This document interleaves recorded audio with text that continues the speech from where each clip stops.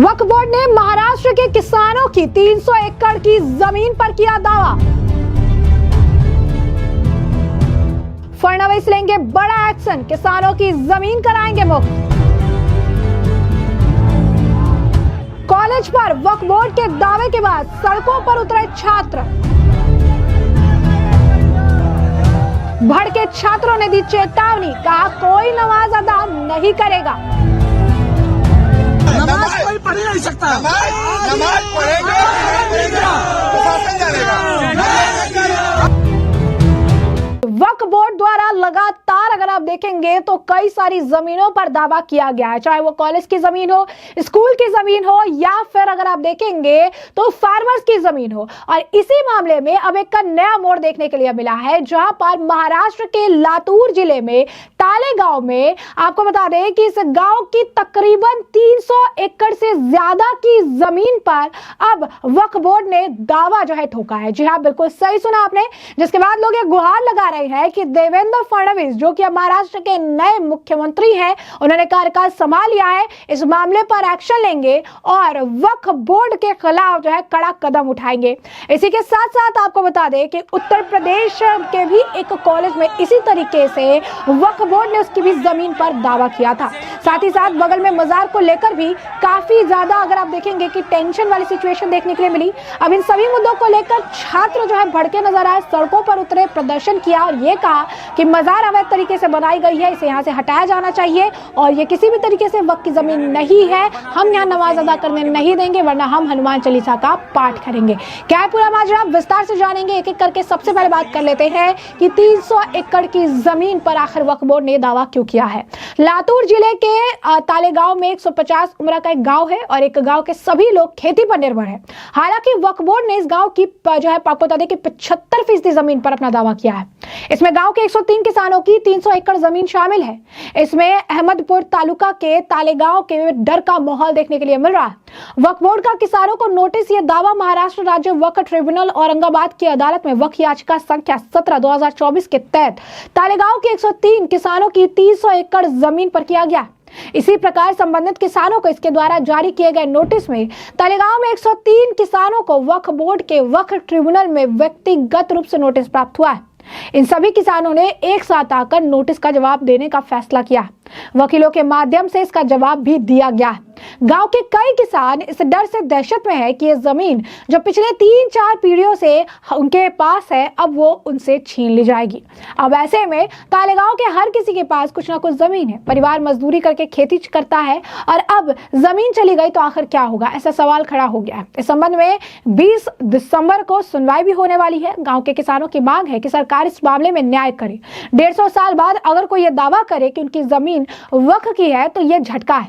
इस सदमे से उबरकर गांव की कानूनी लड़ाई की तैयारी की है, लेकिन डर का माहौल देखने के लिए मिल रहा है। इस बीच सोशल मीडिया पर लोग लगातार महाराष्ट्र के नए मुख्यमंत्री देवेंद्र फडणवीस से इस पूरे मामले पर एक्शन की मांग कर रही हैं और साथ ही साथ आपको बता दें कि हाल ही फिलहाल में महाराष्ट्र की सरकार जो है, पूर्व सरकार द्वारा कुछ जो है फैसले लिए थे वक्फ को लेकर।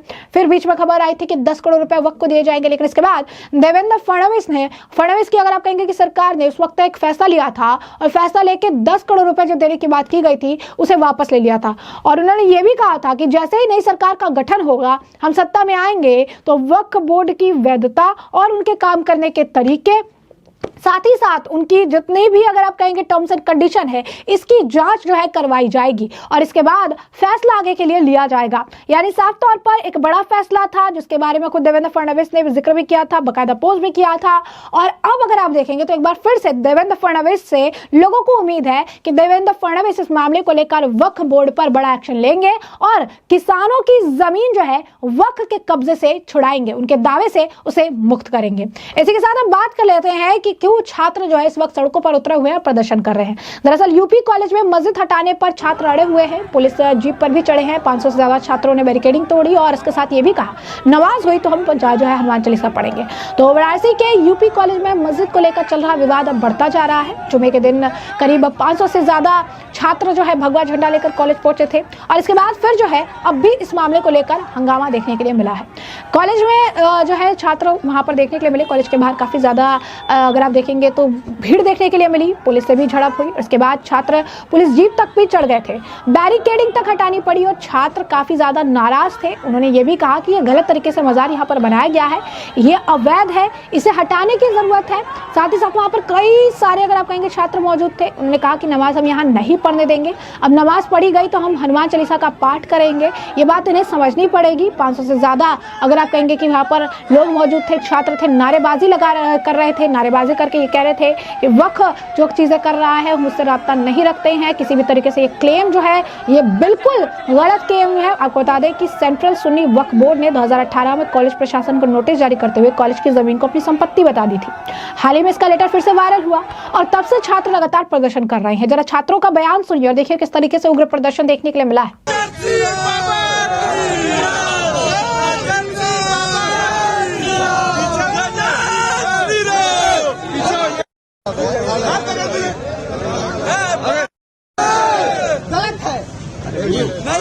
प्रशासन की तरफ से हम लोग रोकने का प्रयास।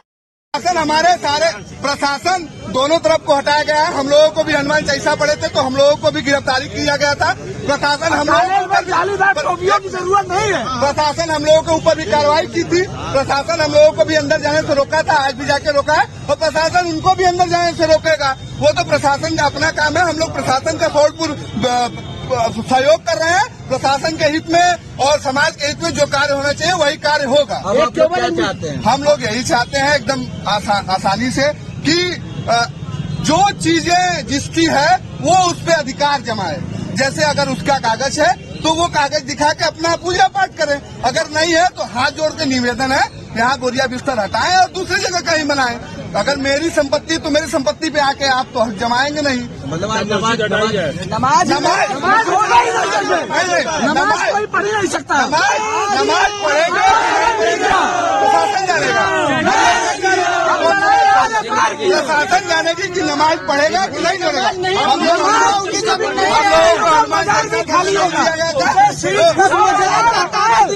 की कोई राय नहीं है। फिर से उसको बनाएंगे हम लोग। तो हम लोग उसको मिट्टी का टीला फिर से बना देंगे। और माननीय मुख्यमंत्री जी कहते हैं कि हिंदुत्व के लिए अगर और सनातनी जाने से और इसको कोई भी मजाक में नहीं हो सकता है। हनुमान चालीसा का पाठ होगा और शिव तांडव होगा, अगर वो सब आने की यहाँ पे कोशिश करेंगे तो नमाज अदा की जाएगी तो नमाज नमाज की जगह है। और जो कुछ और मैं बता दूं जो जालीदार तो भी चिल्लाते थे 15 मिनट के लिए हटा लीजिए। आज किसी में हिम्मत है देखे 5 मिनट के लिए हटा लीजिए। ये देखिए वक्फ द्वारा जो हमारा कैंपस उदय प्रताप ट्रस्ट जमीन है, जो वक्फ द्वारा जहां आते हैं वहां बोलते हैं कि हमारा जमीन होता है। उनका काम है कि भाई अपना मदरसा के लिए अपना जो भी जमीन उस पर अपना काम कर, लेकिन हमारे कैंपस संस्थे पर जहां हमारे 20 से 25 बच्चे बच्चियां पढ़ते हैं वहां लुंगी घोटी उठा के आ रहे हैं, अपना नमाज पढ़ने चला आ रहे हैं। तो ये हमारा ट्रस्ट जो कैंपस द्वारा जो हमारा नोटिस आया है उसमें कोई जमीन नहीं है, कोई इनका वो नहीं मजार है, लेकिन ये मजार तो लोग मस्जिद बताकर मजार बना रहे हैं। क्या आप लोग चाहते हैं? हम लोग चाहते हैं जिस तरह हम लोग हनुमान चालीसा पढ़ने के लिए कि काम किए नहीं पढ़ने दिया गया, उससे प्रशासन द्वारा आज इनको नमाज हमारे कैंपस में न पढ़ा जाए और इनको अस्थायी रूप से बंद कर दिया जाए, सीज कर।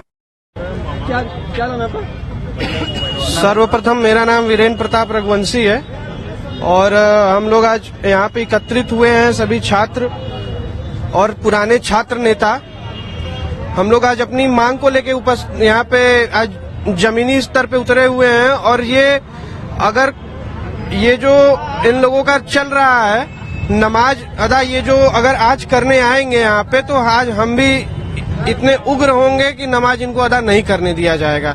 अगर इनको रोक लगाई गई है इनके ऊपर अगर कॉलेज प्रशासन के द्वारा या जिला प्रशासन के द्वारा, तो ये रोक को स्वीकार करें और ये नमाज पढ़ने न आए कॉलेज में।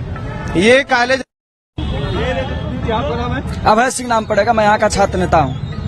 किस तरह का नहीं आंदोलन हम लोग इसलिए कर रहे हैं कि ये अवैध रूप से जो निर्माण यहाँ मजार बना करके ये लोग रखे हुए हैं इसे तत्काल प्रभाव से सीज किया जाए। हम लोग की स्पष्ट मांग है, कोई हिला हवाली उसमें नहीं है। हम लोग साफ मांग करते हैं, कुछ तत्काल प्रभाव के साथ जिलाधिकारी महोदय से आग्रह है आके इसे सीज करें। जब तक सीज नहीं करेंगे तब तक हम लोग आंदोलन करते रहेंगे। तो जैसा कि आपने साफ तौर पर सुना कि छात्र काफी ज्यादा नाराज है, गुस्से में है, पुलिस प्रशासन से सख्त एक्शन लेने की बात कर रही हैं और साथ ही साथ ये कह रही है कि नमाज तो पढ़ने नहीं देंगे, नमाज पढ़ी गई तो हनुमान चालीसा का पाठ भी होगा। ऐसे में हमने आपको जो पूरा मामला है विस्तार से बताया कि पूरा मामला क्या है, किस तरीके से देवेंद्र फडणवीस से अब किसानों की गुहार है। 300 एकड़ से ज्यादा की जमीन पर वक्फ बोर्ड ने दावा किया है और उसके बाद अब जो है गुहार लगाई जा रही है देवेंद्र फडणवीस से कि वो वक्फ बोर्ड पर बड़ा एक्शन ले। साथ ही साथ हमने आपको बताया कि किस तरीके से उत्तर प्रदेश के कॉलेज पर भी वक्फ का दावा था, जिसका लेटर इस वक्त सोशल मीडिया पर वायरल हुआ, जिसके बाद छात्र सड़कों पर उतरे हैं, लगातार प्रदर्शन कर रहे हैं और प्रशासन से कड़ी कार्रवाई की मांग करते हुए मजार को वहां से हटाने की बात कर रहे हैं और नमाज अगर पढ़ी गई तो हनुमान चालीसा पढ़ने का चेतावनी भी जो है देते नजर आ रहे हैं। तो ऐसे में इस पूरे मामले पर आपकी भी जो राय हो कमेंट सेक्शन में कमेंट करके जरूर साझा करिएगा। धन्यवाद।